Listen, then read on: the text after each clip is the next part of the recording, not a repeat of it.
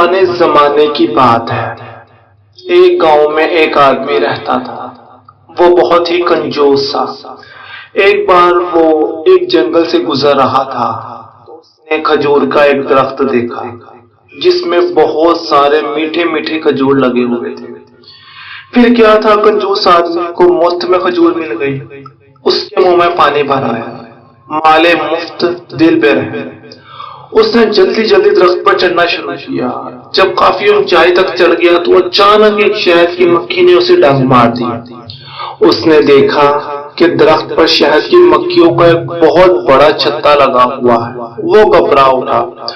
اس نے نیچے چھلانگ لگانے کے بارے میں سوچا، لیکن یہ کیا، نیچے ایک کنواں تھا۔ وہ بہت زیادہ ڈر گیا اور خدا سے مانگنے لگا، اے خدا مجھے بچا لے، میں 100 فقیروں کو کھانا کھلاؤں گا۔ پھر اس نے دھیرے دھیرے نیچے اترنے کی کوشش کی۔ تھوڑا نیچے آنے کے بعد اس نے کہا، 100 نہیں تو 75 کو تو کھانا کھلا ہی دوں گا۔ تھوڑا اور نیچے آیا تو اس نے کہا، چلو 75 نہیں تو 50 کو تو ضرور کھلاؤں گا۔ ایسے کرتے کرتے وہ نیچے آنے تک ایک فقیر تک پہنچ گیا اور نیچے اتر کر وہ سلامتی کے ساتھ اپنے گھر چلے۔ اس نے سارا حال اپنی بیوی کو کہہ سنایا۔ دوسرے روز بیوی نے ایک ایسے فقیر کو بلایا جس کا پیٹ خراب تھا، جو کھانا ٹھیک ڈھنگ سے نہیں کھا سکتا تھا۔ فقیر بھی اتفاق سے کنجوس اور چلاک آدمی تھا۔ اس نے 20 روٹیاں، دہی اور دودھ پیک کرنے کو کہا اور جاتے وقت کنجوس آدمی کی بیوی سے کہا، اجی میرا نذرانہ۔ اس نے سونے کی 2 موتیاں فقیر کو دے دی۔ شام کو جب کنجوس آدمی گھر واپس آیا تو اس نے فقیر کے بارے میں پوچھا تو اس کی بیوی نے اسے سارا ماجرا کہہ سنایا۔ کنجوس آدمی کو بہت غصہ آیا۔ وہ لاٹھی لے کر فقیر کے گھر پہنچا۔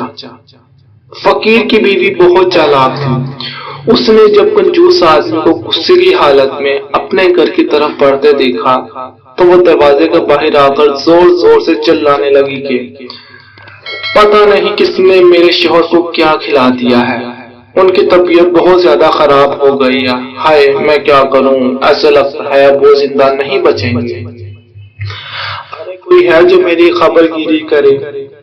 کنجوس آدمی یہ سن کر پوری طرح سہم گیا۔ اس نے فقیر کی بیوی سے کہا، آپ چلائیں مت، میں آپ کے شوہر کے علاج کے لیے ابھی گھر جا کر سونے کے سکے بھیج دیتا ہوں۔ چلاک فقیر گھر کے اندر بیٹھا مزے لے کر خوب ہنس رہا تھا۔ اس طرح ایک کنجوس نے ایک بڑے کنجوس کو پھنسا لیا۔